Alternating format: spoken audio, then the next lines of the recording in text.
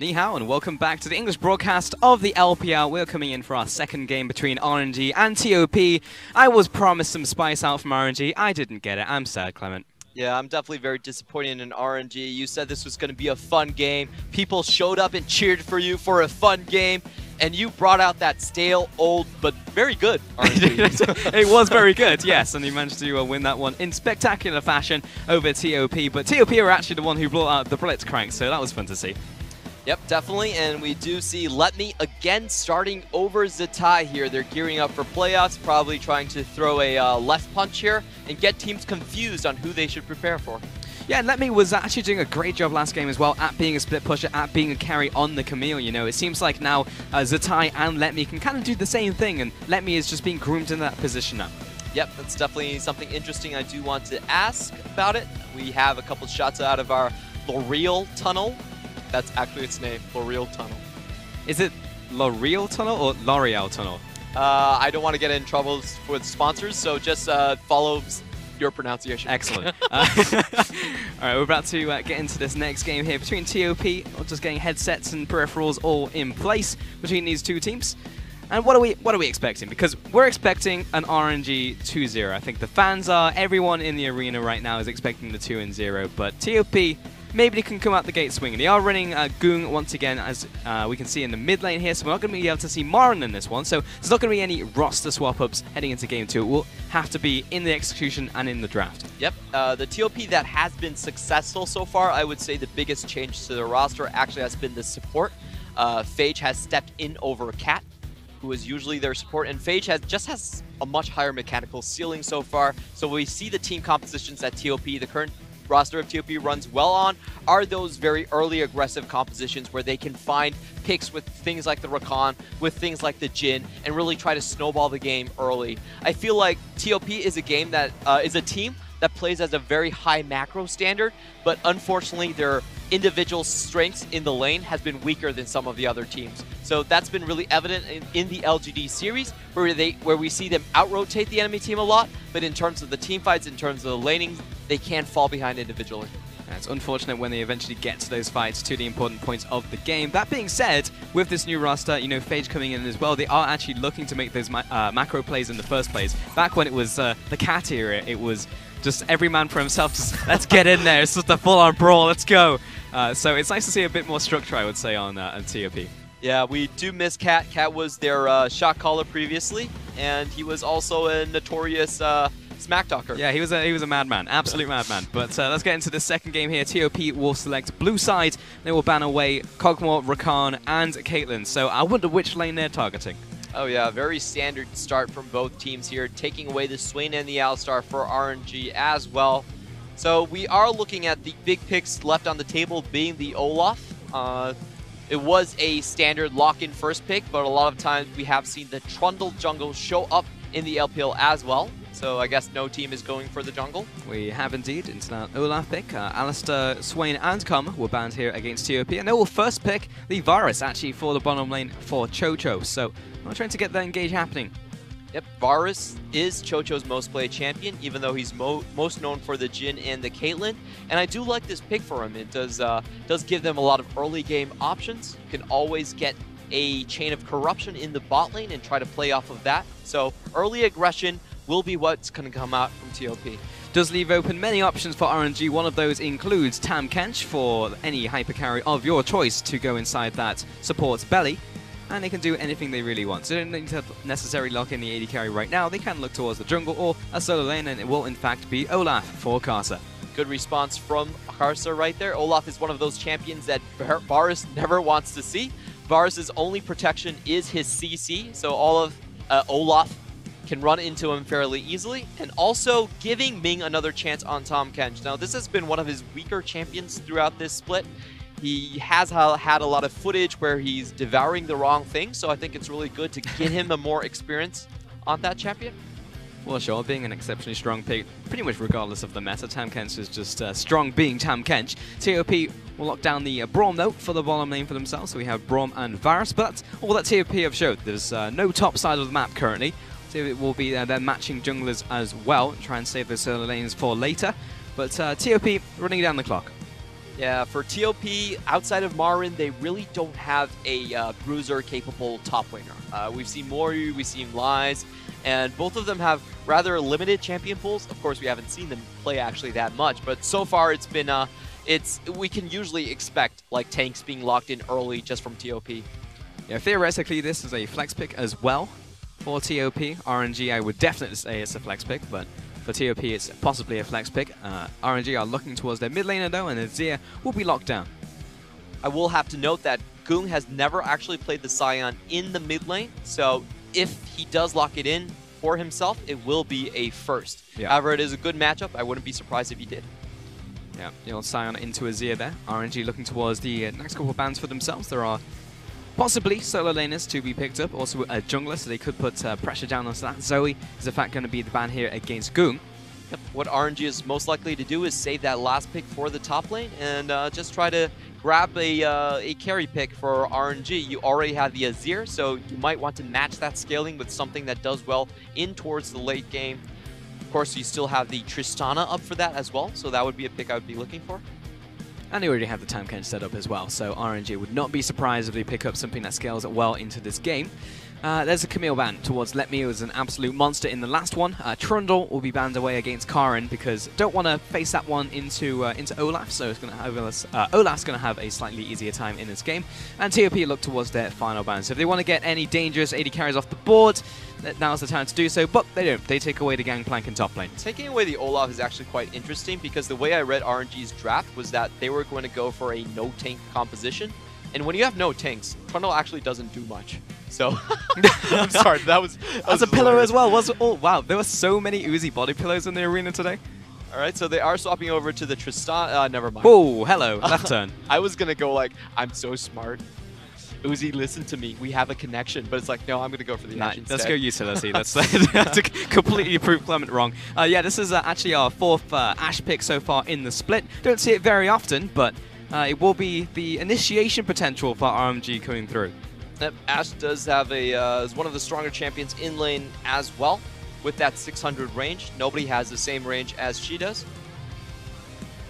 For TOP, however, they still should have a winning bot lane, and they're debating on what they want to go into Azir. We have seen the Kassadin before from them.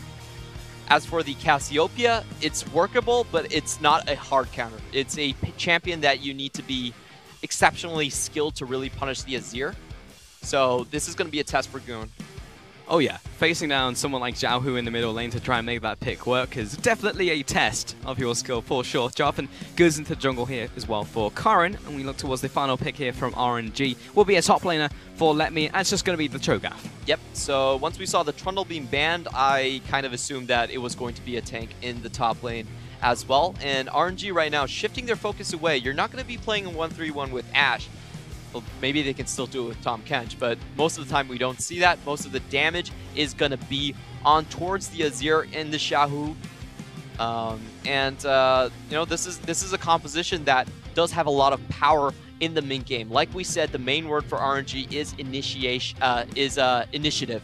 So we do have the Ashe Herald and we do have the Shurima Shuffle, Tahm Kench with that to come out as well. A lot of tools that RNG can play around, and it's just how they want to cook that recipe. Yeah, a bit of both for certain, initiation and initiative for the team, but you look towards TOP and they essentially just have to try and survive that onslaught in the early game and the mid game, to be honest, in all phases of the game from RNG, and just try and get towards that late game. I mean, in the first game it was very clear that they want to go late game with the double carries in mid and bot lane, but now it's slightly less of that. We've got the Varus into the bottom lane. They also have their own ability to initiate fights and try and get something rolling early and maybe match RNG. Oh, definitely. For TOP, this composition is much usually seen on the red side, just because you can hold the Baron ramp. For TOP, they're pretty much hoping on Infernal Drakes all the way through. So they just want to get Infernal Drake after Infernal Drake, and that will allow them to set up with the Cassiopeia and Varus into the river around that area and take team fights. Their composition is very good at taking mid-game team fights, and they will try to snowball off that. Teamfight's the name of the game. It's going to be a tough one and an uphill struggle for sure if you are TOP against RNG in this game, but they are going to give it a shot. Now is also fantastic time for a team like TOP to kind of get like an on-stage scrim for themselves against a team like RNG, because a lot of the top teams simply just won't skirmish against the bottom teams in the league. Well, I'm not sure if that's the case for TOP. I mean, they do sell some pretty sick sneakers. They are the biggest distributor for Adidas and Nike in China. So we'll trade you some shoes for a scrim. Oh man, if you give me a Jordan for a scrim, man, you've got the entire day. I'm giving you 3 blocks. Okay, well, I take it back. Maybe there is a possibility. For now, though, we are about to get into the second game here between Royal Never Give Up and TOP Sports.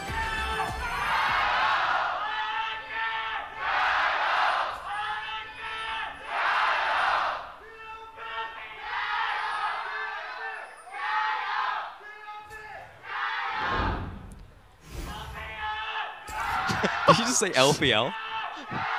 I think it's someone's name. Okay. Yeah, if anything, the crowds has gotten more full from Game 1 to Game 2. A whole lot of RNG fans, as you can see.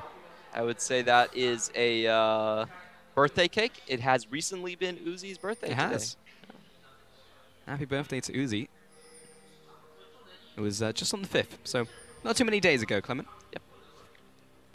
For now, though, RNG are actually trying to make a play in the early game. Here comes Uzi Karsa and Ming into the jungle. They just aggroed the red buff, in fact, and they have managed to sneak in here. They were, of course, noticed by that ward at the entrance. Karan will know this. We'll see if he moves to top side. It has been warded out by Let Me. It's kind of an interesting play here. So they're taking away the red side gank from TOP, but usually that's kind of risky for the reasons like this, because Braum is great level 1. Yeah, moving out of the jungle, Ming takes the tri-bush route, and Chocho is going to get a bunch of damage onto him as he walks back towards the jungle and, of course, into the lane now. So Ming will have to choke through a lot of his health potions that he picked up. Yeah, I'm not terribly in love with that play right there, because RNG could have just straight up walked into a 3-man, and that's kind of a coin flip who's actually going to win. But RNG forced their hand, and they do get paid off of it. It's going to give them control and priority over the bot lane in terms of ganks. Well, but Karan is looking to tip the scales here. Looking towards Zhao, who has the flag. The dragon actually lands it onto the Olaf. He has to flash away and look towards the blast cone. Opens up some distance. But Karan and Gung now looking for the invade onto blue buff. Oh yeah, and this is going to put Olaf so far behind. Olaf is a jungler that does need blue buff to clear efficiently. So RNG's level 1 really backfires on them quite hard. I just don't like the setup. There was a lot of risk involved into it. And also just like the Jarvan is a bit of a stronger pick in terms of his health line when clearing early on. So TOP instantly leveraged that and punish RNG. Yeah, that's what happens when it goes wrong. And TOP, really good response from them. You know, it was instant. They looked towards what they could do. It was Karan moving towards the jungle, and TOP actually get the advantage off of that early game play. The Cassiopeia now has a blue buff in the mid lane. That's going to help her a bunch into this Azir matchup. That being said, they are looking for more pressure onto Karsa. He just can't catch a break. He can't even get the crab right here. Well, I guess this was the cheese that RNG were talking about. Didn't work out very well. It doesn't smell so good. RNG will have to look to scaling now just for a little bit, especially if you're Karsa, because he has not found a lot of access to get towards those camps. We'll have to go back to his jungle and look towards his Krugs now as well. Meanwhile, in the mid lane, Zhao is feeling the pressure of a Cassiopeia who has blue buff early on and will be pushed all the way back to his tower. Yep, the important thing to note is that Gung does have the face rush for himself, so if he does land 3 auto attacks for skills, he will be able to chase the Azir down. The reason this is a skill matchup is a lot of times you need to, if you can dodge the first slow from the Azir, then you can go in onto him quite easily. But if he manages to hold you back, then he actually will hold on to the range advantage throughout most of the matchup. So it's not always the easiest thing as a Cassiopeia to punish the Azir. And the blue buff, though, will definitely help him out. Meanwhile, in the bottom lane, Winter's Bite lands onto Ming, looking for that stun down from Chocho as well. He's walked into the bush and opens up a good amount of distance, so they don't get the full punish that they really wanted. And Uzi spent all that time farming. Zhao still being chased back to his tower. That Noxious Blast landing on the back side of that engage as well. So Zhao probably just going to have to try and wait and receive these minions rather than playing up against his cast now. Ooh, that's a really interesting note on the screen. It just said that RNG can now use their team-specific emotes because the fan voting has unlocked it for them. Oh, hey. That's pretty cool. Xiaohu underneath this trap. tower, though, looking for this counter gank from Karsa, but they are chasing him back. Gung takes 2 tower shots, and Karin now on the run as well. Undertow connects out from Karsa. I'm not sure if Xiaohu's feeling it, though. Now he's chasing after Karin because TOP actually split up, and Karin left out to dry. Gung moving towards the top side. He's going to be met by Let Me, and now he was in the middle of a rock and a hard place. He flashes over the wall. We'll see if RNG can finish this or not, because there's the swoop-de-doop out from Xiaohu. Doesn't quite finish off the kill onto Gung.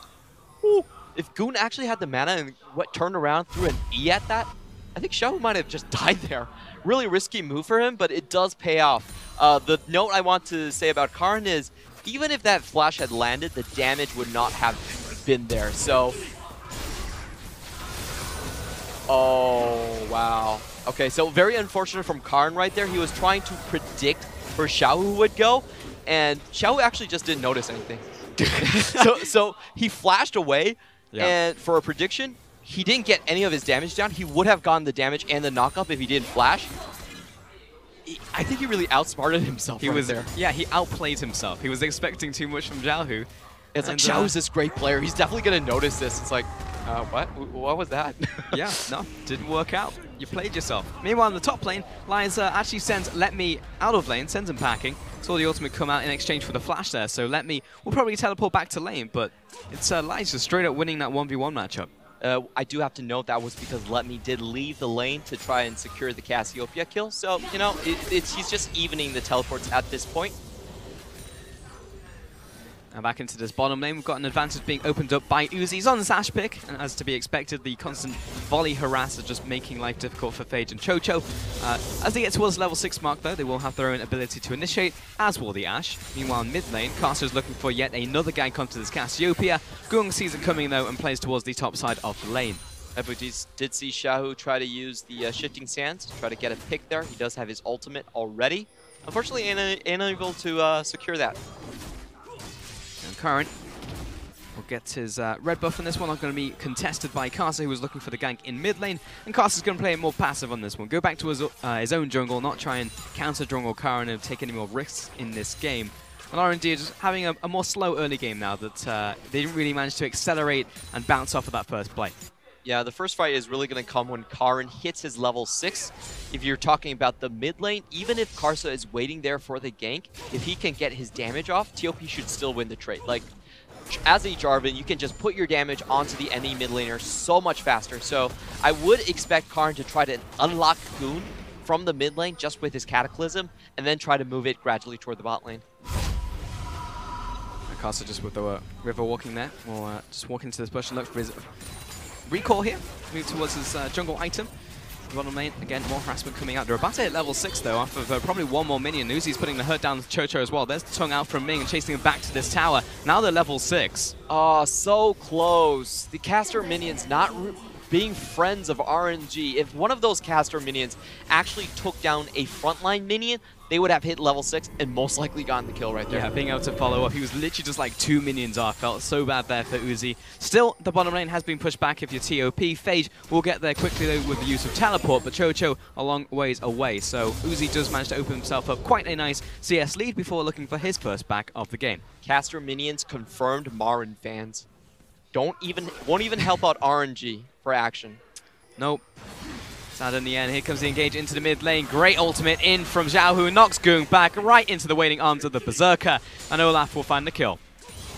What I was most impressed about that, it didn't even look like Xiaohu was stunned. Did he just block that? I think he turned around and might have. Yeah, I didn't think he was stunned off of that. Let's take another look, quite surprising. Yeah. That's where the outplay comes in. You know, Karin was expecting the reaction in the first play, didn't happen, and Xiaohu does it in the second, so never lucky. Yeah, it's a really good read from Karsa right there, doing the preemptive gank. He's already put down vision, knows that Karin isn't on that side, and he probably has the inner track into the gank. So I really like the idea there. It's preemptively taking away TOP's plays by making the play first yourself. And that's a kill going over once again to Karsa. So while he had maybe a dodgy early game, the Olaf is definitely catching up now. Meanwhile, in that mid lane gets the first back of the game as well. Sork Boots plus Phoenix Codex and a bunch of longswords. So moving his way towards that first Nash's Tooth. And Xiaohu scaling to the point where it's going to be a scary big bird in the mid lane. Corrections, those are daggers. What did I say? You said longswords. Ah, damn. Well, they both used to hurt people. There you go. Ming and Uzi, they're still sitting in this bottom lane. We'll be able to take out that control ward. And it's BF Sword to start off the game for Uzi as well off of that first back. So he got exactly what he wanted. Yep, we do see a lot of IEs from the Ashes. Just because she doesn't use the crit stat, it's actually a very stable item. It's pretty much giving flat AD for her. Yep, will be nice. Meanwhile, in the top lane, it's a bit of a wet noodle fight. I mean, Let Me definitely managed to burn the flash earlier, or got his flash burn earlier by Lies, is what I'm trying to say. But for now, just going to be trading blows. You can see actually the Silence moving towards his banner of command himself. And Casa is going to be revealed by this ward. So a lot of the early action that we've seen from both teams trying to be set up has been mitigated by the vision that has been pre-set up by the teams. That being said, Casa is looking towards this dragon, and I remember you talking about those Infernal Dragons. Clement, here's the first one of the game. Yep, and it's pretty much going to come off the vision control from the top side. Karsa was obviously spotted, so easy Infernal Drake going over to TOP. However, I will say that TOP is a team that doesn't have the scaling on their side necessarily, so they will have to look for a bit more early action. Current should be able to finish this one off. Here's the Abyssal Voyage in from the bottom lane. No flash over though instantly from Goong. Does not want any of that. That was coming towards him from RNG. So the collapse doesn't turn into anything. We'll just get the flash from Goong. That was a great concept play right there. Just imagine if Uzi fired his arrow beforehand. Like, he could hit his arrow and then show up right next to you. That's what the composition is. Yeah, the point blank, can't miss that one. Karin, I believe, also flashed off of that. I think he may have still been in the pit, so flashed over the wall. Yep. He used his standard to get the attack speed to take the Drake a bit faster. Worthwhile flash, in my opinion. No, didn't have the ability to get out on that one. And Uzi still pushing in the bottom lane. Now, I want to ask you another question, Clement, that came from the first game, because I kind of wrecked you, because it was immediately a team fight. But we were talking about Gathering Storm, and well, it's going to happen again, because here's another 2v2 in the mid lane. Empress Divide comes in, but look, there's a Scion out from the wings. Xiaohu tries to flash away from this one. Lies is looking for the follow through and lands the knockout out from the decimating smash. One more auto attack, stabs him, but Xiaohu, he's still running away. He's running out of there. And, I mean, he's kind of safe, but he's in enemy territory. We'll be able to try and get out of this one. Oh, the combination was so close from TOP. What they wanted was the Scion to pin someone onto the wall, but instead Xiao was able to flash out, and it actually just stunned the Scion. So it was good setup play from TOP, but even better reactions from Xiaohu. Can't believe Xiaohu got out of that one alive. Both of them just split up, search for clues in the jungle, and they all picked the wrong bushes all at the same time, and he just managed to recall right in the depths of the jungle. Meanwhile, teleport into the bottom lane here. Ning and Uzi have opened up a lot of distance, though, and Phage is going to say hello. It's just a simple backing from him. Good sidestep on Xiao this entire game. He also sidestepped the Cassiopeia ult once more from Goon. Like, this is why Cassiopeia has such a hard time against the Azir. Actually locking that champion down can be so difficult in this day and age when everyone has godlike mechanics. It's unfortunate because it is really just down to his mechanics and skill in the end. And execution. Here comes Caster into the jungle, taking away this red buff. And, you know, I feel like the word Gathering Storm, or the phrase Gathering Storm, is just cursed. Because every time I say it, action happens. Oh, well, let's try it. Like, Gathering Storm. Someone's going to die in the next minute. It has been prophesized. All right, talk to me about Gathering Storm, because I know you figured out the formula, Clement. So I was listening to the Chinese casters yesterday, and they basically said that the number for casting Gathering Storm didn't matter. You just need to say it with confidence. Okay. So 40 minutes, 48. If you sound confident, then people will believe you. So, but I didn't want to go that route. I actually checked the numbers, and the formula for Gathering Storm for AP is 4 parentheses x plus x square. For x is 10 minutes, it would be 1. 20 minutes, it would be 2. So that's the formula for Gathering Storm for AP. And if you want AP, you just times that by 0.6. So I've now gained the ability to give you Gathering Storm stats, whatever number you give me. Yeah, by the minute. Yeah, by the minute. By the 10 minutes, you know? Just don't go too high. Yeah, before it gets difficult. Is that an American thing, saying parentheses instead of brackets in a mathematical equation? I actually Googled it. I don't know. Oh, okay, fair enough. Casa will shove Karin out of his jungle, and we'll wander away again, once again. Buffs are about to spawn as well, so going to be donating those over. And our second dragon of the game is also going to be another Infernal for TOP to potentially snag. So, yes, they've suffered in the early game, but if they manage to get multiple Infernals, they will be able to meet RNG on the battlefield. Yep, and this is a great chance for them to utilize their ultimates in the bot lane. We haven't seen a single fight where Chains of Corruption came down the same time as Braum ultimate. That's the big mid-game team fight spike they're looking for, and I want to see how TOP can really set this up, because so far, RNG has pretty much won the Vision Ward already. There's nothing in that bottom side river for TOP, and if they want this mid-game teamfight to be successful, they need to invest more into it. For sure, and you know, we've been talking about initiative and the ability to engage as well, and TOP, they have the tools here, for sure. They have Lies, Karen, even Gung and Chocho all to engage, even the Braum as well, so they have multiple ways to do it, but Cassiopeia knocked into Karsa once again, but here's the 2 versus 2. Karen comes in and locks down the Emperor of the Sands within the pit, and he has no way out. He's actually stalled and killed from Gung. Yep. The arrow didn't turn into too much, and that was a kill into the mid lane. Well played by TOP. Yeah, I just thought that Phage actually took the arrow, but it was my bad. Jarvan was still stunned. Karin was still stunned there. But this is the type of play that we're talking about. If the Olaf needs to run into the Cassiopeia, that's a lot of time for the Jarvan to interact. And bad play from Karsa right there. He actually missed his first axe. So that's a very long cooldown for him to recover, and after that you could see that the team was basically backing away. Really nice timing on the Cataclysm as well from Karin. Actually chooses the exact moment where Xiao Hu had already used Shifting Sands, so he has no way out, didn't have the flash either, so he just trapped him inside the cage, and TOP managed to get the kill. I think we've gotten the point. Uzi is the most popular player in We've the just LPL. got to show that he's even more so the Yeah. most popular player in the LPL. That number has definitely gotten bigger from game 1. Okay, we're about 50 seconds out from the next Infernal Dragon, so expecting RNG to be setting up for that one. They already have the vision, but sure enough, Uzi and Ming are heading back to base, making sure to spend all of the gold that they have, so they're in fighting form for this Dragon play. It's going to be Essence Reaver followed by 2 daggers. Both of the top laners still holding on to their teleports. They can assist this fight as well. But for TOP, there's just so many extra steps to actually get into this Infernal Drake. First of all, they need to clear out the mid lane minion wave, and they also need to start getting a footing in that bottom side. There is no vision over there. Like, they just can't make use of their composition if it goes on like this. That will really be where TOP will start to bleed out in this game, so I'm hoping that they will move towards the area. In fact, Karin is moving up right now. Gung is actually pushing Xiao Hu back and trying to get control of the mid lane so he can rotate, but there's kind of a stopgap, not making anything permanent happen for themselves, and RNG are quite happy to just sit on vision, try and sneak the Baron when TOP aren't looking. Karin is wandering back and forth, and he's looking towards Karsa, who is in this bush right now, unseen. We do have to mention Karsa's items. He's most likely going for a Black Cleaver. Oh boy. Using the buff from Olaf in the recent patch. Extra AD scaling on the ultimate. So if a couple more kills do go his way, that's a very scary Olaf. Yeah, it's an Olaf who is, first of all, tanky, and second, will continue to do damage into the late game as well, because Olaf, his eternal problem has been scaling up and also being kited, but in this one he will be able to do a bunch of extra damage. For now, that 2v2 didn't turn into too much. Meanwhile, on the top lane, Banner of Command has been completed, moving towards, could be an Abyssal Mask for the side. Meanwhile, on the opposite side will be a Righteous Glory from Let Me. And there's RNG kicking off the dragon, but that was right in front of TOP, so they're going to notice what, and then that was interrupted. Xiao Hu finally managed to Shifting Sands over the wall. But this is an ultimate lead for TOP right now. They've only used a Cataclysm to get Xiao Hu's R as well, so this should allow them a bit of a respite and try to find their footing into that bottom lane. We can see Karin moving in right away, trying to shore everything up, and this might be the time when RNG has to actually give this up.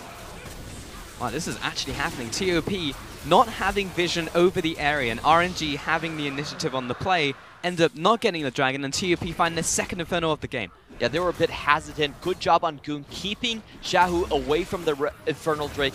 And TOP, they're writing their dream scenario right here. We said in the ban pick phase, they want Infernal Drake after Infernal Drake. They're actually going to get it. They're going to get a triple Infernal Drake. This is best case scenario for TOP. RNG has really smiled upon TOP today, so they can find their third of the game, but already 2 Infernals are going to help them a long way to being relevant when we get to these fights. This is really important because it means that the third one for RNG, they have to take it to fight. It doesn't matter if they've scaled up enough, they need to go in. Regardless of what that looks like, hopefully Uzi will be on his second item by then. He is a fair ways off, but we've got another good 5 minutes to go until that point. So it's really, the deadline is approaching for RNG. What will they have? I think probably at least 2 items from Xiaohu. Sneaky play from Lies coming in here. Not going back towards the top lane. He still has his teleport for this. Do they spot it? Of course, Uzi does have the hawk shot as well. Oh, he's walking in. Lies is feeling it. He's in full fog of war right now. Misses the chain of corruption. Misses the ultimate. Phage comes in as well, looking for the decimating smash. It's actually Ming who's tanking up all of this damage. He still has flash. He jumps away. Goon coming in for the mid lane, but Ming will be dead to rights. They finally finish him off. Yeah, the play worked in the end. And that's what is important. That's what counts. Even if you didn't get the target you're looking for, you still got a kill. In the mid lane, though, Zhao, who's being chased away, does not get stunned up by the petrifying gaze, but does drop the Herald in the mid lane. Teleport from Lies coming out as well. He's able to hold on towards his top lane. Actually, cancels it.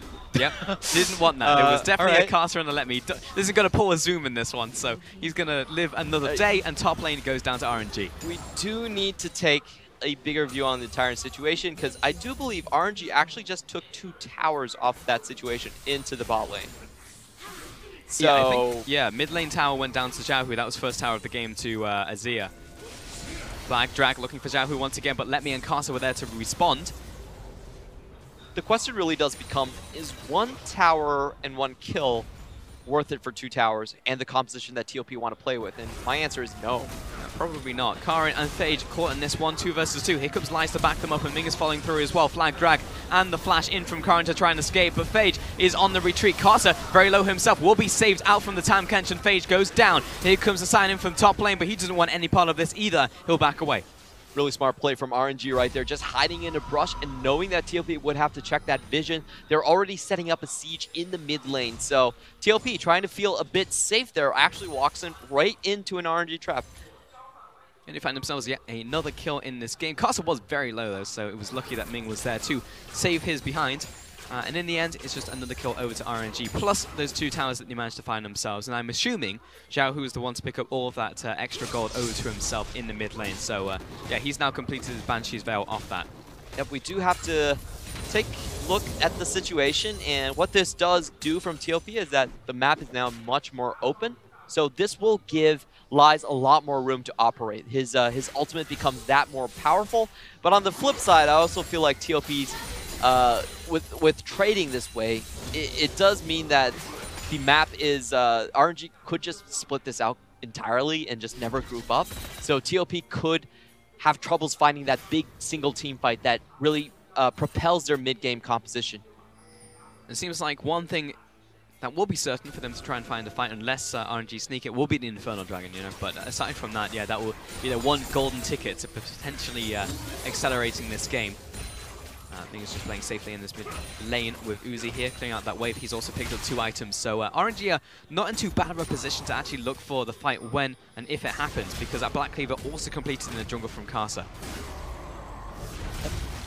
TOP, they're actually setting up around the Baron right now. To take note at their composition, they actually have very good damage towards the Baron. The Cassiopeia and the Varus going in right now. That's a Sion ultimate, but it's a long way from the play. In comes the Olaf, out goes the Olaf. He's going to be gobbled up by the Tam Kench, but in comes that Sion right into the side of Casa. That picks up that kill. Let Me and Xiaohu trying to get back to their tower now, but a nice pick over to TOP.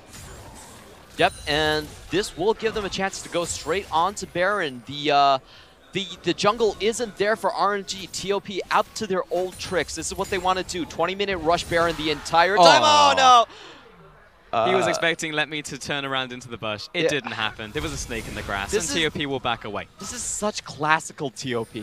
Good macro ideas, horrible execution. That should be their motto. Like, if you want to see a team that has the right idea, but just can't make it happen, look at this team. Here they are, looking for another fight. They find the initial pick onto Ming. Casa just runs all the way into the back line, then he's exhausted and he has to run away. That was actually great. Great teleporting from Let Me just to block off the Sion. Of course, it doesn't matter. Olaf still falls down in the end. But that was the point I was trying to make, that TOP with an open map, it's much easier to leverage their semi-global abilities like that Scion ultimate. Yeah, I thought it was the Scion ultimate that came into the side of Karska. I was like trying to figure out how the heck he died because he was in the belly of Ming. But it's actually he got spat out, and then Chocho, because he was shooting an arrow at Ming, at the exact moment Karsa left him, he got killed by the arrow. So unlucky. Meanwhile, in the mid lane, Gunk separated from his team, but Karen's taking a bunch of damage as well. Uzi, he's found his prey right now. Fade jumps in to try and protect him, but RNG are slowly pushing TOP back. Multiple flashes out from TOP to try and open up some distance, but the slowdown from the first Archer is making it incredibly difficult. Jumping in front of Lies, stopping the unstoppable escape in from Lies. He'll go down, and he's slowed down as well. He will not get any kills today. Yep, and RNG should leverage this straight into a Infernal Drake. You can see Xiao's already moving there. TOP just being caught with their pants down. Really poor positioning from Goon. Actually being caught on top of the ridge right next to the mid tower. So there was no way that TOP could have kept all of their carries on the same side, and that's the only way they can really team fight. However, being TOP, go straight for Baron when in trouble. So unfortunate because they lost the Infernal, but RNG, there's the Hawk shot, and it's already very low. TOP are going to get this unless Ming finds the seal, and TOP, they trade Baron for Infernal. TOP outsmart RNG. You can see the smiles on their composition right there. Phage having a laugh at himself. But first, of course, let's go back to the replay. Goong, again, bad position. What he's trying to do is push up this mid wave so they can go for the Infernal Drake. Their composition is split up. They cannot stand in this type of a scenario. So the first thing they try to do is group on the left side of the river. However, great flash from Karsa does keep Lies into the team fight, and they're able to pick up a kill. But from that, the 4 remaining members of TOP turn towards the Baron. They burn it down. And true TOP fashion, it's always something about the Barons and TOP, whether they're Dan Gaming, whether they're TOP Sports. It's something about that Baron, man. It's just their go-to plan. Like, things aren't going well, you know, we've never been able to find a team fight against RNG. Let's just try Baron. Why not? We drafted for it. We have Cassiopeia Varus. Like, that's actually a very good composition into the Baron itself. So just try it. And if the default works continuously, then I guess it's okay. RNG did manage to deny the Infernal Dragon, so as long as they survive the Baron buff, it's a lot better for them in the long run instead of TOP having triple Infernals. But the fact that TOP were able to find that massive gold influx into their team is just great for the here and now. Yeah, it's going to give them a temporary lead for them to really snowball. And if they can get that into the next Baron, like, RNG, they're going to have a very hard time engaging. So far, we've been seeing TOP being the one pulling the trigger. RNG have been the one on the back foot, and RNG have never been a great team in that position. Case in point, RNG looking for a pick onto Lice. He runs away with the ultimate. TOP, though, managed to smack down top tower, and RNG are rotating into the jungle, maybe looking for initiate on the 4 that split. Lice is making his way to his team. This is the LPL style. We're willing to leverage towers to try to find those picks. However, when it doesn't work, it does make the team look kind of bad. RNG able to clear out this minion wave there, and Uzi moves towards the middle lane. In fact, just pushing in this minion wave and actually putting pressure. This is the most unexpected 1-4 that I've ever seen, but RNG is still able to protect this top side. Now, in comes the banded up cannon minion, so best of luck to Xiaohu, because we really need an AD damage dealer to take that one out. Over time, this tower will crumble. You can see it's doing a lot less damage now that banded minion has been nerfed. You cannot get the extra damage towards towers to stack on each other, so it's just going to be a flat 50%. Still a lot, though. Yeah, it's still definitely a lot. I'll allow TOP to eventually knock down the inner tower here, and that's 2 towers on the top side, so TOP have actually done a lot in terms of getting gold over to their pockets. They're now almost even with RNG in terms of gold in this game. And if they can keep finding those big team fights with Lies coming in first over Let Me, I feel like TOP can actually take this composition to the finish line. I think the stand-up player has definitely been Lies this series so far. He's been on point on the Cho'Gath, hitting all his ruptures. And once again on Sion, I feel like he understands this champion to a level that a lot of other players probably wouldn't. Like, he's able to leave his lane when he has his teleport, try to look for those roams and ganks. And even though he's a terrible driver, the idea was the stops he's making is correct. That is true. And we'll say that Karsa is starting to catch up to Xiaohu in terms of popularity. That's the biggest change I see from the last popularity graphs. He's gaining on him. I just wonder, like, is the top 3 just those 3 guys? Do any of the rest of the LPL like even come close to that, or is it just? Well, I assume it's because RNG are playing right now. That's you can only vote for the players in this game. I don't think it's just RNG the most popular, have the most popular players in the entirety of the LPL. It's just this game. I got the confirmation from our producer. Thank you very much. I do want to see if Karsa can overtake it, if he like gets a pentakill or something. Like, is that actually going to shoot it up, or has everyone already made up their mind? I don't know. You tell me. What would the Chinese community think? They do care about good plays, so I can respect that. Maybe that is the case. Now though, RNG are setting up shop in the mid lane, clearing out this mini wave once again and kind of neutralizing the pressure from TOP. No longer have the Baron buff, so it's slightly harder for TOP to just walk up to a tower and knock it down, and Uzi will go to a side lane. So we've somehow managed to find ourselves a 1-3-1 with Ash as one of the ones. And that's a very unexpected 1-3-1, you would imagine. Like, I would actually argue that TOP should just get the Scion in and try to bust down on the Azir. There's no reason that RNG should be able to play this way. Oh, Xiaohu almost getting caught. Here's Ming with the potential save, but now he's being slowed down. Uzi with the rotation out from top lane, but here comes Sion once again to cut off the escape route. Finds Ming, he flashes away. Is he in range to finish him off though? Jumps over the wall because he found Xiaohu, a much bigger prize, taking down both of the carries on the team. Good night to Castro as well, and TOP get 3 picks. All right, I have to say this, but there's no way a 1-3-1 should be able to work with a Cho'Gath and an Ashe. Like, those are 2 very immobile pieces, and I'm glad TOP was able to step up and punish that. Honestly, I felt that was a bit disrespectful from RNG to say that, hey, you know, we're just going to get away with this. None of us, our champions, are very mobile, but we're going to try it anyway. And I just don't like the idea of grouping up the way they did, and props to TOP. Yeah, they punish it, and they also had 2 melee minions still to go, and they're tanking the tower here with the tank. So even though the wave is being cut off by Let Me, TOP are able to knock down 2 towers and the inhibitor here. Yep, great play, and this is the turbulence that RNG has always displayed. This is why nobody is talking about them on the same pedestal like we talk about teams like IG or even like Kingzone, because a lot of times their execution in the mid to late game has been very, very questionable. They do have certain ideas stuck in their head, and they're not able to adapt as fluidly to their own compositions at times. I've definitely seen the brute force methods of RNG bite them through a lot of teams, in fact. Some games like LGD, JD managed to take games off of RNG spring to mind, but we can actually see what happened to Xiaohu right here. Yep, let's take note of the execution here. Double ultimates going down straight onto Azir, locking him down. It did look like Xiaohu was able to get away for a moment, but of course, lies on the Scion, coming in, cutting off the back line, and then the slows coming in from Goom. We could see RNG as a composition, they were very scattered. They were caught in a position where the 1-3-1 could not help them in terms of a collapse, and that's generally why you don't have an AD carry doing the 1-3-1 on one of the side lanes, especially someone like Ashe, because there's no way she can really get into the team fight. She's a very slow champion. She doesn't have any gap closers. Like, what do you expect Uzi to do in that type of scenario? It felt like Uzi was playing something like a Vayne on the side lane there, but he was Ashe, yeah. Lies and Goon can be spotted out by this Hawk shot, but the rest of the team of TOP are actually in the top side, see if they can try and collapse on this one, but Let Me is the only exposed member from RNG, so can't really engage on him. Biggest thing though is the fact that the Baron is up, and TOP actually have control over the area.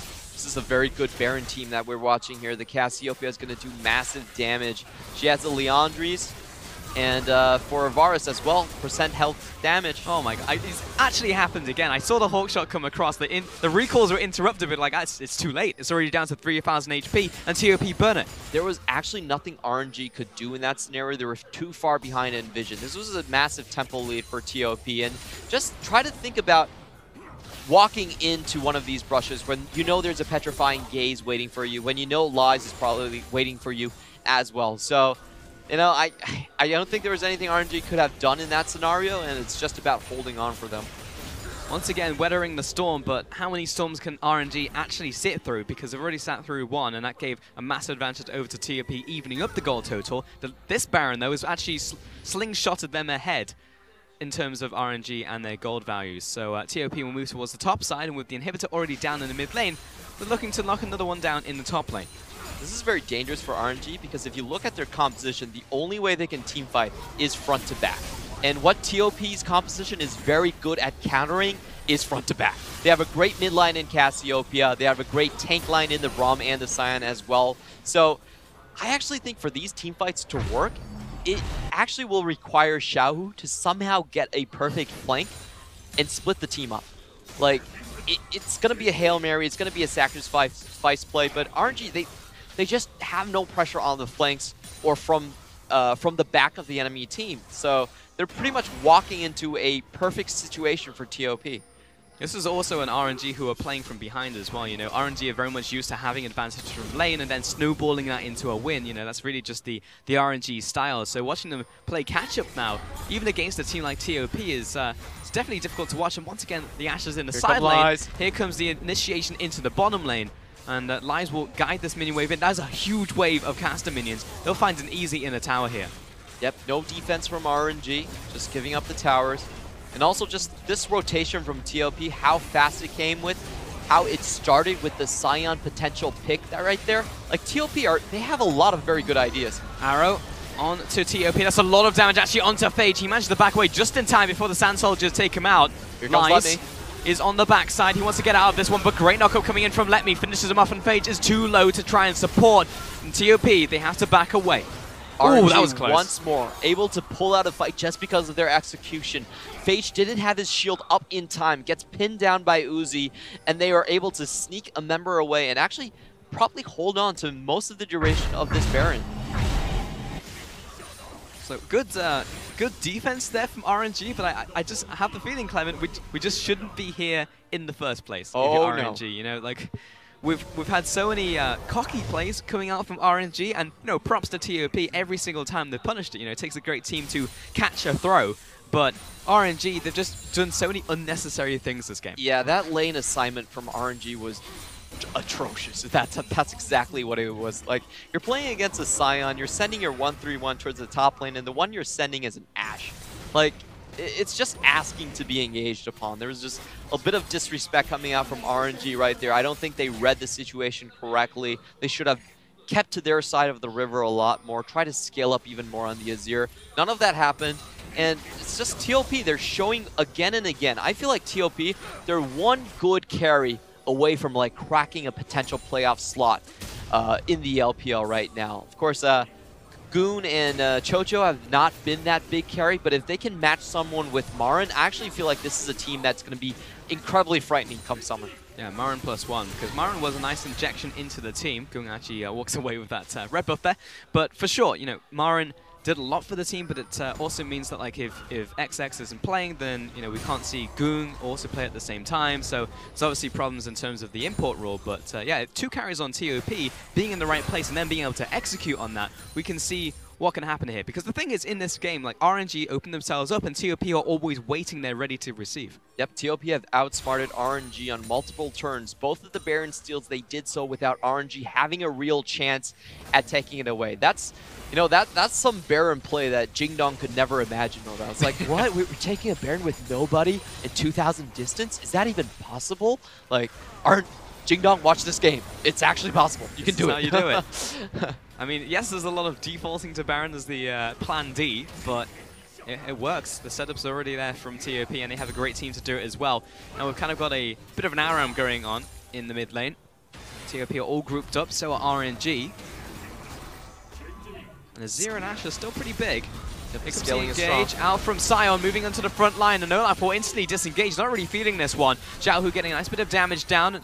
Karin is still waiting on the flanks, just still kind of flirting with the idea of looking for a fight. Haven't fully engaged yet. Lies just get a nice slowdown onto the front line once again. Castle doesn't have the ultimate. It will be difficult for Olaf to access the backline, but here comes the arrow. The team is split, but Goon coming in from the side, try and zone this one away. He's about to find Azir, but he just blows up the front line. Castle, though, he's immediately down, and inside the pit, the trapped 2 members of RNG. Ming and Let Me trying to get out of this one, but there's the slow, there's the follow-up out from TOP.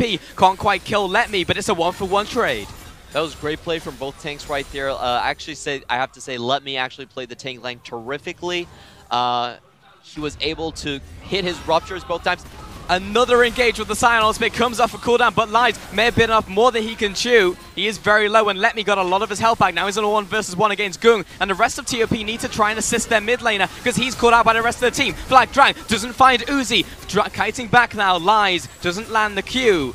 And this is real dicey, Clement. Yeah, they really want that inner track straight into the inhibitor if they can lock this down, but It looks like they're having second thoughts as Uzi cleans out the minion line from them. A lot of great plays from both sides right there. I feel like Let Me was really the hero for RNG in those plays. He landed all 4 his ruptures in that team fight.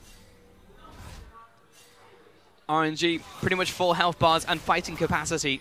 And the rest of TOP are trying to get back to base right now because Goong is low, Liza's low. And this dragon has been started. I feel like RNG should be able to burn this one outside of a miraculous steal out from Phage or Cho. Not going to happen. Skill shots too late. And RNG, they secure the Elder Dragon. Yep, not a good smite from Karsa, but does the trick. They do get that Elder Dragon, and they're sitting on two dragons themselves as well. So it's going to give them a lot of fighting power against TOP's teams right now at the Baron Pit. Because that's about to approach, so maybe if RNG can leverage that into the Baron as well, that would be the swing that RNG have been looking for. But TOP, they're here, ready to receive. Once again, waiting in the bush. Goong into the bottom, the engage, out from the Ash Arrow, hits the front line. Braum is already down, and Goong gets pushed into the team. The Emperor's Divide is good, and Lies is caught by himself, looking for the decimating smash. But RNG are still pushing front to back, and Uzi will be able to finish him off alongside Karsa. Great catch right there. TOP were not in formation. Goong was still trying to get with the team. Without Goong, TOP don't really have a mid line to fight against RNG. And also, great play from Karsa with that Black Cleaver Olaf. Able to just hack through everyone. That being said, there was a huge minion wave in the bottom lane that not only takes the tower, but it's now onto the inhibitor as well. RNG will get this one, and now they have the Baron buff and the Elder Dragon buff to try and swing this game. RNG had a minute tempo advantage in the mid lane, and they're able to snowball it to both major objectives. So that was experience coming through RNG. Then TOP, they were just hesitating in that mid lane. They wanted to go forward for the inhibitor, but they didn't really have the health bars to do it. RNG did the smart and safe thing. They actually recalled their weak members, kept Uzi, who was full health, on the map. And just because of that macro play, they're able to secure 2 major objectives. This is the difference between top tier teams and, you know, middle of the pack teams. The ability to recover, but oh my, it was so close. If TOP won that mid lane fight, it would have gone very differently. But what you say, like TOP, they are in the right place, but sometimes they just can't execute even with this massive advantage. And still, this game is on a knife's edge. This can go either way. Yeah, I just have to say, RNG resetted much better than TOP right there. The key word is really understanding how to reset, rotating your members back to the base and having them come back at full health. So they were able to get tempo advantages both times around that Baron and also that Elder Dragon. And now the question is, how much damage can RNG do with both of these buffs? Elder Dragon is going to expire is what I was trying to look for very shortly, but the Baron buff, they got another 2 minutes on that one as they push the top lane. Curran, he's on the side flank. He does have that control ward, so he can sit out of vision. See if he can potentially find and engage. The ult there was used by the Varus right there. Chocho throwing his Chains of Corruption, but RNG backing out just as fast as well. The real MVP so far for this RNG team fighting composition, a lot of the times, has been Let Me. He's been able to consistently lock down the backline and not allow them to deal damage. There's a moon wave crashing right now. They're trying to get Xiaohu near the tower. He's shifting sands away. Nice dodge out of the fissure as well. And slowly but surely, the TOP options to try and engage are dwindling down. The tower is left at below 1,000 HP. They're still waiting for the minion wave. RNG will have still one more push here. We can see Xiaohu heralding his minions toward the high ground. Getting them into the lane. Here comes the last cannon minion as well. Curran is off to the side, still looking for that flank to happen, but eventually this tower will eventually crumble. There's the Ash Arrow onto Braum. He backs away towards his AD carry, but he re-engaged out from Curran. Maybe he doesn't really want this one because he jumps away. Goong trying to get involved in the fight. Now he can unload on top of the Cho'Gath. He takes the Cho'Gath down on RNG. May just be routed. Another great execution from Karn right there. He, once again, cataclysms on the backline and then EQs out. So locking down the entire backline from RNG and also keeping the front line in the jaws of TOP. TOP are finally able to utilize their teamfight potential. This is a team composition that is very well built. They have very good lines from front to back, and if you let them hold their formation, they can smash you.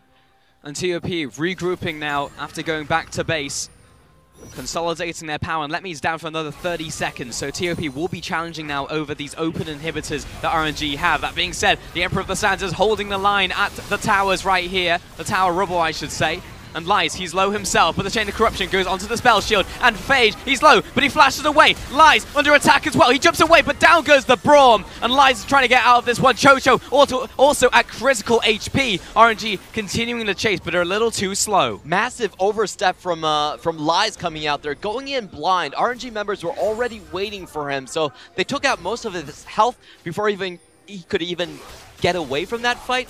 And I just don't understand, what is it between Lies and Karsa? Because Lies keeps on using his ultimate and running it into an Olaf who is CC immune. Like, I don't know, like Karsa probably like stole his money, stole his girlfriend or something. Like, something's happening between them, because that made no sense from Lies. Yeah, it's definitely a thing that keeps on happening, but RNG are able to turn this into mid lane pressure here onto the tower. Phage is still dead, 5 versus 4. Karin takes an undertow and he's slowed down. Here comes Let Me looking for a potential engage. Pops the Righteous Glory. Arrow comes through, lands onto the tank, flash forwards, and there's the follow-up from Let Me. Karsa off to the side, zoning away Karin, and RNG, the main focus is the inhibitor. In comes Karin, flag and drags out once again. They've trapped Ming. There's a catfish in the barrel, but they can't quite kill him. Karsa off to the side, getting chased down, and there's the Chain of Corruption. Karsa will go down, and Karin gets the kill. Great team fighting from Karin once more. He's able to use the Cataclysm again. We should give that a combo name. I'm going to call it the Karin Arena right there, because there's actually nobody inside the arena aside from the enemy team. So, yeah, that's what I'm going to call it. Okay. I'll remember that one, but for now, as one kill again over to TOP, and it feels like we're trading one player at a time from both teams, and then we're just ping-ponging back on the map, going up to the inhibitors over and over again. Yeah, that was definitely a lot of good teamfight decisions there. I really like what Goon did. He actually went forward and put the miasma between Let Me and the rest of the team. So even though Let Me was able to flash onto the Scion, he wasn't able to close the deal out. He expected he would get the slow from the Ashe. That did not happen, and he wasn't able to feast onto the Scion right there. That's what kept Lies alive. And then TOP were able to come back and split the team fight. If you watch that team fight, the reason that TOP were able to win was because RNG was actually caught kind of out of position. They were being flanked by TOP. They weren't holding their formations, and Goon had easy access onto targets like Xiaohu and Uzi. And this is where you've got to say, well played to TOP. You know, we were calling them out for their execution and fights in the big moments, but in multiple big moments, probably had 4 fights back-to-back in the mid lane near those inhibitors. TOP have actually managed to stand up to RNG. So even though they have this star-studded roster, there are still cracks on the armor. Yep, this is the revenge of the nerds against the jockeys. We definitely could see TOP pull this one out just with better positioning and better macro decisions. Man. Now you're making me really want to root for TOP if they're the revenge of the nerds.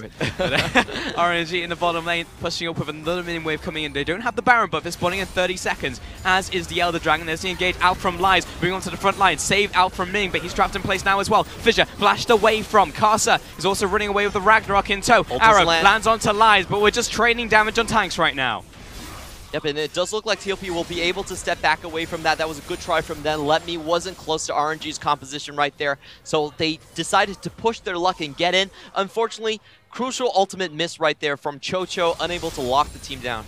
And RNG, they have control over the jungles. The super minions crashing into the top lane, minions into the bottom lane as well. Baron is up, Elder Dragon is up. No, TOP, this is not a good time to go for Baron. RNG, they may have managed to sneak in from behind. The Solid Snake play, and Ming and Xiaohu trying to get out alive because there's a follow through out from Sion, but there is no team behind him. Okay, TOP, you guys are defaulting to Baron way too much. Your base is in shatters. That's not a good way to go for, not a good time to go for the Baron buff.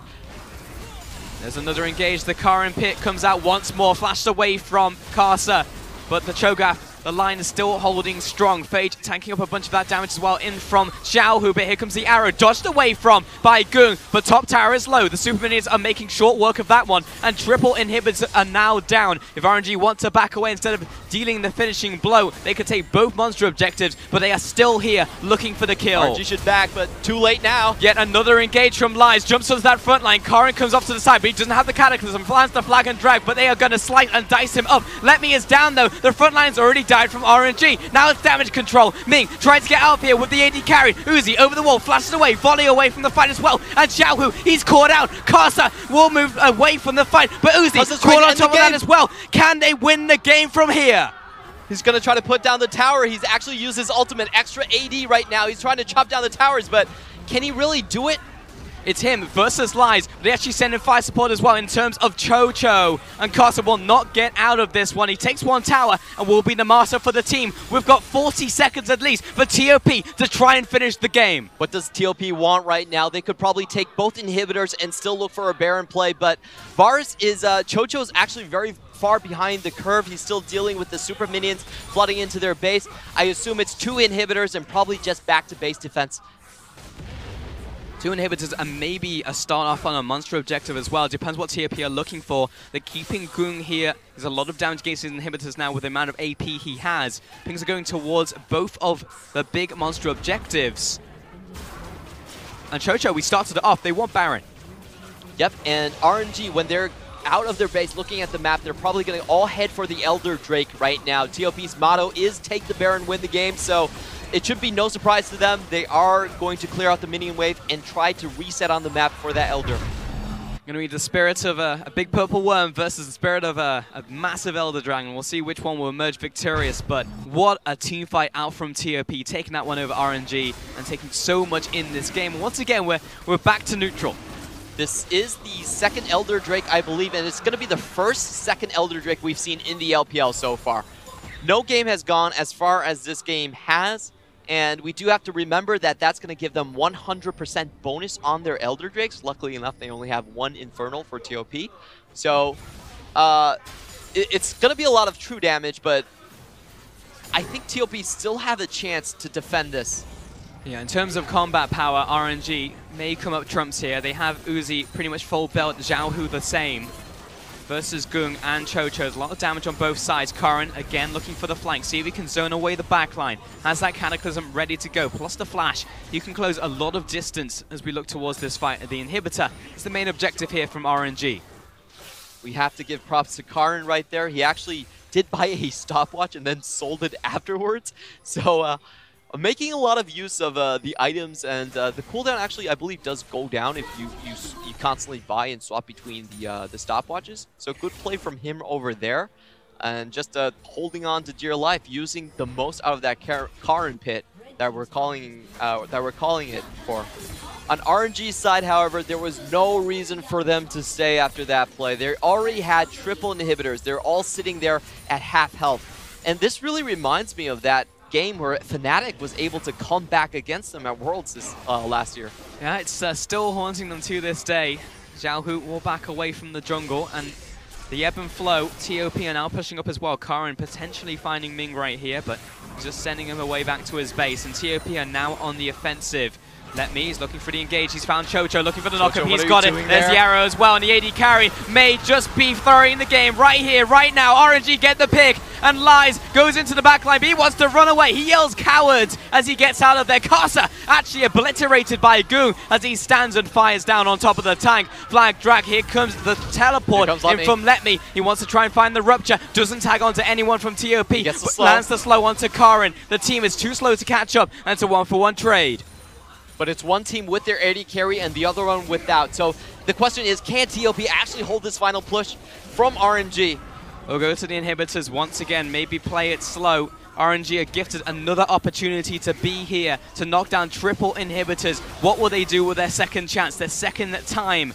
And what seems like Groundhog Day, TOP pushing towards RNG, looking for a potential engage. Chocho's still down though, so missing a large portion of their damage. They're trying to keep them at bay. Uzi, yeah, the Enchanted Crystal Arrow is about to come off cooldown. In fact, he has it just now. Xiaohu is pushing towards the tanks right here, looking to put the damage onto Karin. And RNG, they back away this time around. Yeah, I felt like RNG actually could have feigned a little bit just to give TOP to show themselves and then use the Enchanted Crystal Arrow. But nitpicking aside, that was some atrocious play from Chocho right there. Going into the mid lane alone and being caught out, but Xiaohu's going to do the same.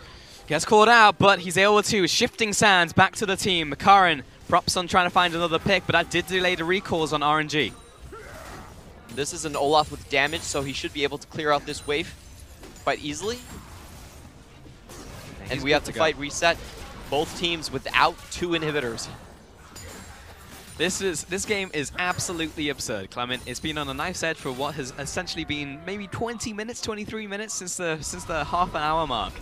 It's been objectives flying back and forth, and we're probably going to see ourselves a third Elder Dragon in this game. I would not be surprised. Oh man, you know those buffs that Riot gave the second Elder Drake? That pretty much meant that they didn't want to see games go to the third one.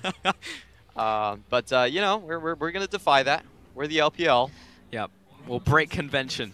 You think a game is guaranteed to end off double Elders? Nope. Yeah, I never thought a team would actually be able to survive through double Elders, but TOP made it work again and again. They are living proof that you can.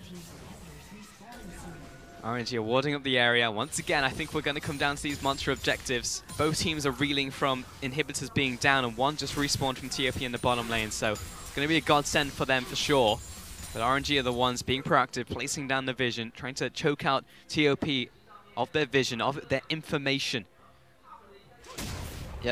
Yep, Let Me has been massive in these couple of team fights. He's full build right now, and if you look at the Azir, he also has the Berserker's Grief, just going for maximum damage, trusting his tank line to hold for him. RNG moving towards this inhibitor that has just respawned. Xiao, who puts down a lot of damage before shifting standing away. There's Lies, follows up onto the front line once again. The Karen pit is good, lands onto the entire back line. But Lies, he's tanking the damage up, he flashes away. The Feast comes down from Let Me as well, and Phage also bring up the shield to protect Gung. No one is dead, but there are a lot of wounded members on both sides. RNG push up again to the inhibitor. They want their prize, they want to take it down. The structure's dead, and RNG look to disengage. Too many flashes being used for TOP right there. Goon wasn't able to get the engage he wanted to, and what happened was Let Me was able to slip out from the right side of that team fight. What TOP wanted was to keep all the carries on the left side and kill Let Me then, but unfortunately unable to make that happen right now. Xiao is very low, however. RNG choose to back away once more. Triple inhibitors down. RNG with double Elder Dragon on the last push, and TOP are still kicking. This is actually unbelievable. They are down 3 inhibitors compared to RNG, so RNG should be able to reset and take the Baron without much disturbance from TOP. That's the operating word though, Clement. Should. Should has many times come into the equation in multiple of these fights, but RNG have still not managed to find a win. Neither have TOP. But this next Dragon, this next Baron, I have a feeling should finish off the game for either one of these two teams. It should happen, but a lot of things should have happened in this game as well. True. Look at that Azir build, the super late game Azir build. He actually goes for the gunblade just for the sustain in terms of team fighting. He knows that Varus at this point, with how much AD and double Infernal Drake, he's actually getting poked out with just 2 shots of the penetrating arrow. And, you know, he's actually going for more sustain. Really interesting builds. Like, you don't get to see this often in the LPL. Oh boy, Karen stepping up, dodges the rupture. That was completely blind. Happens to make a right turn at the right time. Phage again. Get away with that. Dodging from the rupture. I don't know. I don't have a good answer for you, but he just did. And RNG, it's a stare down currently, because all they need to do is keep TOP here. There are super minions crashing in top lane and bottom lane in the base. So it does look like the Baron will go over to RNG. They've actually already finished it. It's already dead. RNG pushing in the waves. It's triple inhibitors down. The best that TOP can do now is trying to clear out these minion waves before the big ones crash in from RNG. But now they have to play against the entirety of the enemy team as well. Goodbye, inhibitor. You never even existed. All 11 towers down. This is the last hurrah for TOP. Can they actually defend this? It's into a Baron. They're not going to wait for this dragon to spawn RNG. They're trying to put the nail in the coffin right now. Again, the engage comes in from Sion. Lies gets the knock into the backline, but look at the damage in from a late game Ashe. He's almost down, but Phage is protecting his top laner. Karen, he's jumping towards the team because RNG, they're actually going towards the Nexus. They're looking past TOP right now, and Xiaohu and the carries are actually spearing for the team. Down goes Uzi. What are RNG doing? TOP, they're actually finding a way into the game. The Nexus, it's so low, and RNG finally finish off the game. RNG, they take the riskiest course of action, actually splitting up the team fight, trying to go for the Nexus tower at the same time as continuing the top lane fight. We can see smiles from TOP, however. They shouldn't be too sad about that game. They should be proud of their performance. Taking a team like RNG to inhibitor trades, to 50-minute double Elder Drake team fights. They took RNG to their limit, and I cannot believe RNG in the heat of the moment decided to gun towards the Nexus instead of looking towards the fight. Uzi was down. Like a couple seconds later, that was a couple inches away from TOP, wiping out RNG and probably just winning the game. I think both teams are shaking their heads in disbelief that that game was actually played on stage. It was definitely had a couple of solo queue moments here and there, but great for RNG to actually pull that off. Not a strong performance from them, but a very exciting one. The confidence in the moment to say, this is a risky play, but we are good enough players to make it work. I mean, no one can feel really bad coming off of a game like that. Well played to both teams. Honestly, that was an amazing game for many different reasons, for a variety of reasons. But congratulations to RNG in the end for taking it. But also good stuff from TOP. You know, you're talking about the fact that like if they had one more piece of talent on the team to be a carry, then maybe that would be the difference between them being a bottom tier team and maybe a mid or top tier team. But they were able to hold the base against all odds against RNG in this game. Yeah, and they almost flipped the last team fight as well. Let Me able to slip away prevented the trade while they took down Lies in the end. Just TOP, once again, we have to say it, they have a great coaching staff. They have great ideas about how to manage the game. They have good macro plays. A lot of the times, it does come down to individual mistakes for them. If you look at this game, you have to wonder to yourself, hey, what if they got that double kill trade in the bot lane when they missed 3 ultimates in a row? What if Chocho didn't give his life in the mid lane? That would have drastically changed the outcome of the fight. So TOP, you know, they are really close to becoming an actual threat. And this game definitely demonstrates that. Well, I'm just taking a look at some of the damage numbers in this game, and there are some absolutely ridiculous numbers. 76,000 from Xiaohu. Almost 50k from Uzi, more than that from Chocho, 55,000, 56,000 out from Goong as well. Even the tanks did so much damage in this one. Yeah, it was a very long game, and we can see the gold graph. That's that jump off from the bridge. That's when RNG told themselves, hey, you know what? We don't have a 1-3-1 comp, but we're going to play a 1-3-1 anyway. And that really bit them hard on the behind. It absolutely did. But TOP, again, they punished those moves. They were in the right place at the right time to receive those plays from RNG, and they were so close to winning this game. Like, when they wiped them in mid lane, I actually thought that was it. I thought straight up TOP were just going to finish it off. Yeah, the only thing that was keeping RNG in the game was actually just their experience and better resetting overall. But that was a very, very close team against between two teams that shouldn't be close at all. A risky thing to play off in the end, but well played to RNG in the end for taking the win 2-0. For now, though, we are going to send it over to the analyst desk to break down the series. Best of luck, guys. Well, them Trailer Park boys found themselves in quite a mess once again. Yes, they did, Cletus. Oof. I say, that was one hell of a game. 58 minutes in. Yes, it was, Cletus. No, honestly, like, who's Cletus? You're Cletus. Why am I now. Cletus? Because you're That's acting an actual like Cletus. thing. Okay, seriously. Here's what's what. 58 minutes. Not the longest game in the league. Also, not the most kills in the league. But they were giving us a run for their money. Yes, they were. Holy cow. There is no reason for RNG to win that one. I felt like, and Clement was right, by the way. Clement was right in talking about experience because it was an experience game. Yeah. It was RNG recognizing that a lot of the team fights, they were going to get run down. And when they found opportunities, they threw out their Ash arrows when proper. Let Me had the game of his life, throwing out Q after Q, being able to launch multiple people up in the air. Ruptures. So those ruptures were fantastic that game. And I think that when it came down to push and shove, the one person that did break in the 50-minute point was Lies. So Lies, when they were marching down towards that Nexus, I tell you, man, the amount of times that he just pushed right in and he's like, well, there goes 70% of your HP. Absolutely fight here. And the team was like, no, we cannot. And he's like, fine, I'm a Scion. I've got some health back. That being said, though, we will be getting an interview with Let Me in just a few short minutes. Once we finish breaking down this series, but Raz, what is there to break down? That was 58 minutes of these two teams looking at a chessboard and not moving any pieces. There were pieces being moved. It was just cerebrally or like on the board. Because we saw the inhibs being traded. Let me tell you about this day. Okay. Because this was the day of just double Elder Dragon being taken. The second series, of course, we saw that being taken, and RNG needed that and then some. The amount of inhibitors that they were able to take, but then realized they couldn't get past the tank line, and they ultimately had to make a hero play onto the Nexus.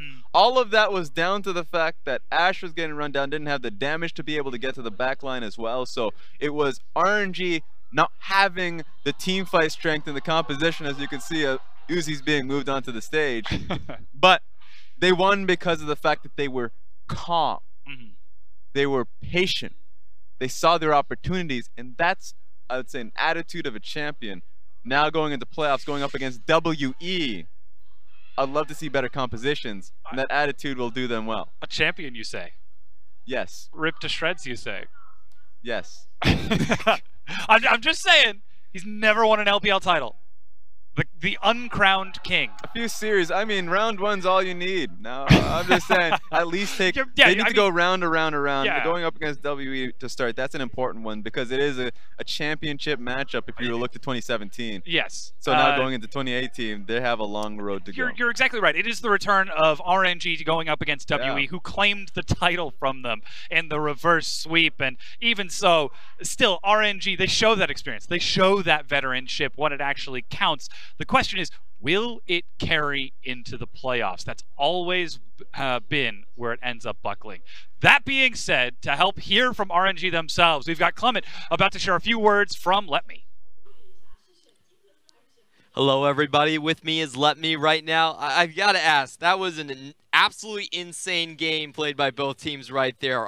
Can you kind of walk us through the last team fight there and how the shot calling was done to go for the Nexus Tower? 我想问，就是刚刚那场比赛，我觉得真的是太疯狂了。我绝对没有想到会看到你们跟 TOP 打这样子一个比赛。那你能跟我大概讲一下，在最后一个团战里面发生了什么事情？然后到底是谁 call 说要去打主堡，不打那个团战嘛？因为这真的是一个非常非常惊险的 call。那也恭喜你们最后取下胜利。好。就最后一波团战嘛，是本来就是大家是要先打赢团战，然后再拆家的嘛。然后我们辅助小明就在那指挥，一直指挥 A 基地 A 主堡这样。那你自己觉得这个指挥是正确的吗？我当时也不清楚是什么情况嘛，因为对面一直有人在打我，然后我视角只看在我自己嘛，所以也不清楚是什么情况。Okay, so in the last team fight, the call originally was to finish the team fight and then go for the Nexus Tower. However, there was a voice screaming in the team fight, "Hit the Nexus! Hit the Nexus! Attack the Nexus!" And that person was Ming, of course. And I did ask follow up. Did you think that was the right idea on your end, Let Me? Let Me was very, very loyal to his teammates. He said, I actually couldn't see most of the screen. People were hitting me, so I just followed the call, and we did pull it through. Great play from there. Like, this was a very close game between you guys and TOP. What do you think about this roster from TOP? Would you give them any pointers to kind of grow up as a team? Because it was surprisingly close. 就这场比赛，我觉得你们跟 TOP 其实打得非常非常的一个紧张这样子。那你能帮我们大概就稍微评价一下？就是你觉得 TOP 这个阵容是不是你们觉得实力大概在哪里？你们为什么会跟他们打得这么紧？这把主要还是就大家打的就可能没有那么集中吧，对，然后比赛10强也打得比较久嘛，然后大家集中力可能没有太够吧，然后出现了一些配合方面的失误啊，然后一些小失误这种，然后导致打了这么久。不过 TOP 战队说实话也挺强的。All right, so Let Me's answer is this game went on for a long time, so there were a lot of coordination problems. I think the team lost a bit of focus at the end there, but I still have to say that TOP overall, pretty good team. My final question for you is, of course, you're looking towards WE in the 4th place toward the Western Conference. Can you tell us, give us a bit of pointers, and what do you think are going to be the key points of that matchup between you guys and WE? 最后一个问题想问的是，你们在季后赛其实现在已经锁定要对上 WE 战队了，这样，那你能跟我们讲一下有哪几个对上他们的话，你们自己要注意有哪几个关键点吗？WE 的话，说实话，就因为我们也算是老对手了嘛，因为就打了很多场比较关键的比赛嘛，跟他们，然后对阵他们的话，我看关键点就在于看哪边战队发挥的更好吧，对，因为我觉得我们两个战队实力的话应该是不相伯仲的这样，然后就看哪边发挥的会更好一点，所以哪边就更有可能赢下这场比赛。All right, so Let Me with a very humble answer. We've been old rivals between RNG and W for a long time. It really does come down to who performs better on the day. And with that answer, we're going to throw it back to the analyst desk. Take it away, Dom. I'm here too. I will take it away. This is my desk now. God dang. All right. All right. But we just heard from RNG, TOP sort of losing focus towards the end of the game. That sort of echoes what we saw. Lies stepping a bit too far forward from his team, ends up getting chunked out, and then that gave the opening for RNG to actually attack the Nexus and finish it off. Yeah, and that just comes down to experience. Of course, fresh face on the team for the year that they've been. Also, Dan Gaming as well. He's been there for quite some time. Yeah. So just the 2 years that he's had so far on the roster on a Premier League. Just need a little bit more experience on the stage. This is a good time for him to have it, of course. We might not know how long it's going to be if Marin comes back onto the roster. So, you know, get that experience, soak it in, and hopefully next games look better. Yes, like some warm sunshine on a bright summer day. Yes, exactly like that. Xiaohu takes our MVP in the mid lane. Speaking of sunshine, the sun god of Azir, 7-3 and 4. I'm disappointed. Why are you disappointed? 41% of the damage of his team is incredible, and he played out the later game team fights, as difficult as it was, really well. But Letme, team fighting, very strong. So I thought that Letme should have been able to get that one, but you know what? There's no love for tanks these days. There's not. I mean, we've seen enough tanks as it is, Raz. It's Carrie's time to shine. Let's take a look at the standings so we can actually see where everything stands at the end of the East Conference. The final games have been played, and we are finally locked down. Invictus Gaming, 18-1, take first place and get that semifinal seed. Yep, Rogue Warriors, RNG, Jingdong. RNG knows who they're going up against, so that's the one they're placing up to WE. Jingdong just have to wait for the true last day of the LPL tomorrow, as Snake and BLG are still fighting for second and third. Third place is going to be Jingdong's opponent. So, I mean, BLG going up against EDG. If they cannot take down EDG, then it's going to be BLG versus Jingdong. And already you saw the other teams that have been eliminated for tomorrow's matchups. We're going to start things off with WE versus OMG in the final games of the West Conference, the final games of the LPL Spring 2018 regular season.